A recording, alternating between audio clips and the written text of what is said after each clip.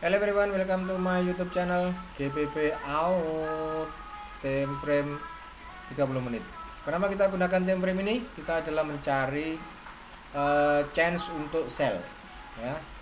So sekali lagi chance-nya adalah mencari chance untuk sell. Kenapa? Karena trennya memang masih turun dia. Oke. Kita punya zona guys. Ini adalah zonanya pertama untuk sell. Saya pakai ini aja deh, pakai ini aja. Nah, ini adalah zona pertama untuk sell. Cara time frame 30 ya. Kemudian dilanjut, ini adalah zona yang kedua dia punya. Kita kasih agak sini aja enggak apa-apa. Nah, seperti itu. Oke, nah ini adalah zonanya yang kedua. Oke. Kalau ingin sell di harga ini bisa enggak? Bisa. Kenapa? Karena kita ada melihat ini sudah bearish. Terus sell stopnya di mana? Tempatkan sell stopnya di harga ini sudah ya, tempatkan sell stopnya di sini. Nah, ini dia penempatan sell stop 80-50 lah sell stop. Jauh kan jaraknya, tidak ada masalah karena memang untuk currency ini jaraknya memang biasanya jauh gitu. Kalau sell di harga ini ya, tempatkan di sini kurang lebih sekitar 83 poin ya. Risk rewardnya kita juga akan melihat risk reward, inilah 1/2 lah ya, 1.7798. Nanti targetnya di sini. Jadi ini sudah bisa sell teman-teman. Kalau ingin sell di GBP out temporary 30 bisa tempatkan stop loss di 80-50. Oke, karena memang ini adalah area sell. Nah, targetnya di sini. Ini area sell. Stop loss di sini kena ya sudah, let it go. Biarkan saja kena karena memang kita sell kan basicnya sell kan basic daripada Elliott basic pada bullish dan bullish engulf ya. Kan gitu. Dan basicnya kan basic bullish engulf, bearish engulf dan bullish engulf. Kan basicnya kan itu. Apakah dari harga ini bisa naik? Sebetulnya bisa kalau melihat dari tipenya ini ya.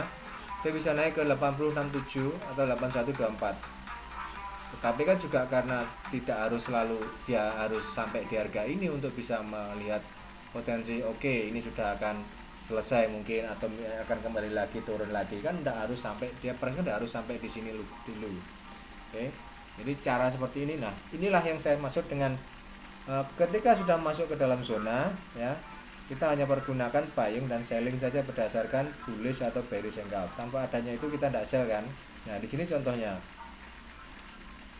ini memang sudah sell ya, di sini cut loss jelas, ini kelihatan cut loss sangat jelas sekali. Karena apa? Sudah ada bearish engulf.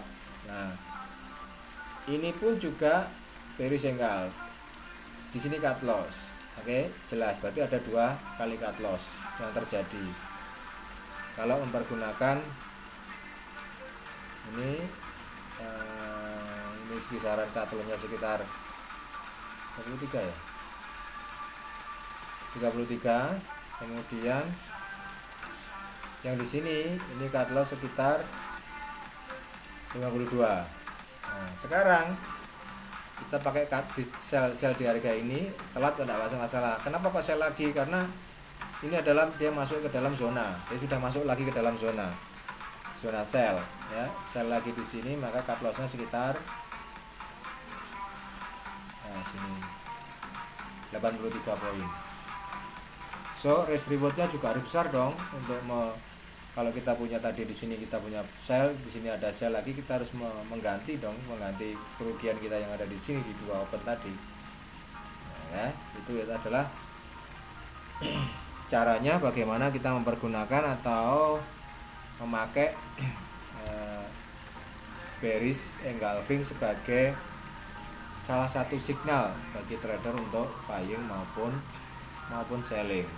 Nah, dan tentunya buying sellingnya itu di dalam zona-zona yang sudah ada. Tanpa zona tersebut kita tidak bisa mengambil ini buy sell ini ya. Jadi di sini pun juga gitu. Ini kan ada di sini. Lalu ini cut lossnya di mana? Cut lossnya kan di atas ini 77 poin kan. Kena cut loss kan jadinya. Walaupun masuk di zona sell dia, masuk ke dalam zona sell dia, masuk zona sell sebetulnya. Tapi ya kita kan tidak tahu setelah zona sell kemudian harga akan kembali turun lagi. Expectednya tetap dari sini harga turun kan, ada bearish candle di sini. Expectednya kan seperti itu. Tapi nyatanya setelah dari ini naik kemudian turun sedikit seperti ini baru naik lagi kan gitu ya, otomatis opennya cut loss di harga ini. Terus gimana lagi ya, kita cari view baru lagi, cari adanya bearish candle lagi di dalam zona. Ketika kembali harga masuk dalam zona ya, ini sudah keluar zona, di luar zona kita tidak melakukan apa-apa, tapi ketika masuk ke dalam zona ini kita sell lagi di dalam zona, dia kan masuk dari zona ini. Harga di 7966 kan dia masuk zona ya, kita sell lagi di harga ini. Sebetulnya ketika harga di luar zona ini kita tidak bisa lakukan apa-apa, hanya lakukan lagi ketika kalau price-nya ini nanti masuk di zona yang ini, masuk ke dalam zona ini, kita baru nanti menunggu adanya satu bearish candle sell lagi. Tapi nyatanya tidak sampai sini, dia sudah turun masuk di sini, masuk lagi di sini, sell lagi nanti di harga ini. Itu caranya mempergunakan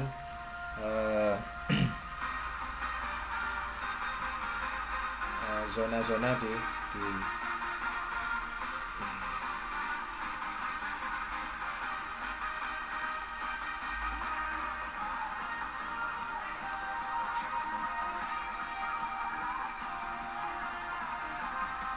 terus apa yang diambil expected dari harga ini gitu loh. Dia sudah break dari resisten sebelumnya. Nah, tapi harga dia punya resisten juga di harga ini kan.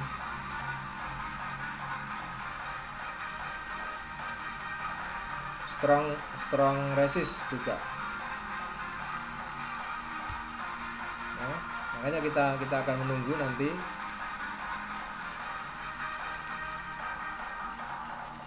Kalau melihat dari fasenya, saya masih akan berasumsi bahwa saat ini fasenya masih downtrend. Karena memang nah ini Bollinger Band masih pointing low, walaupun di sini sudah pointing up ya, masih pointing low di harga ini.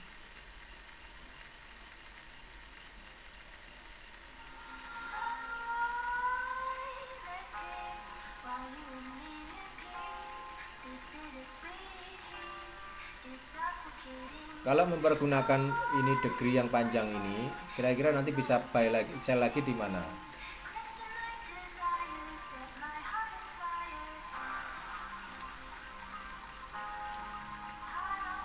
Kalau nanti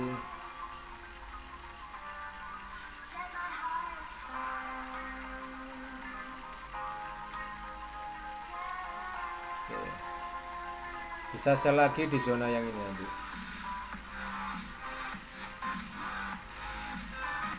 Dia naik di sini nanti saya lagi. Ya kan, berarti masuk ke dalam zona yang besar ini dan sell. Itu fungsinya. Bisa close. Nah, karena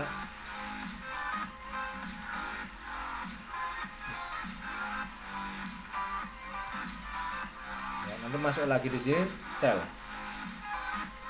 Kalau seandainya ini kena cut loss, harga tidak mau turun, cut loss, naik cut loss, maka sell lagi kita ambil aja yang higher degree aja, nggak usah ngambil yang lower degree, kita sell di harga ini ya.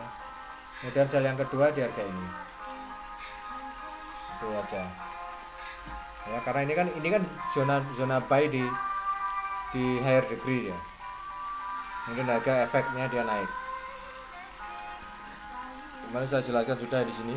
Nah, targetnya kan sebetulnya target kita di sini.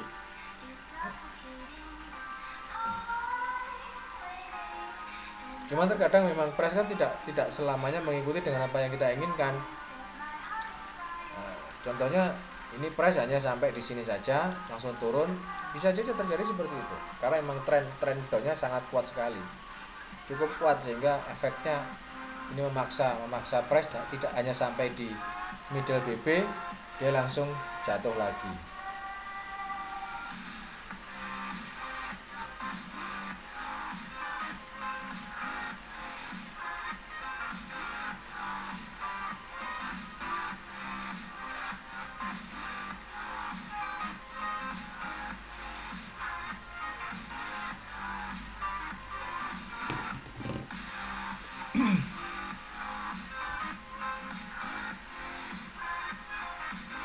Ayo teman-teman, ada pertanyaan silakan untuk menyampaikan di WhatsApp nomor ini 13 nomor.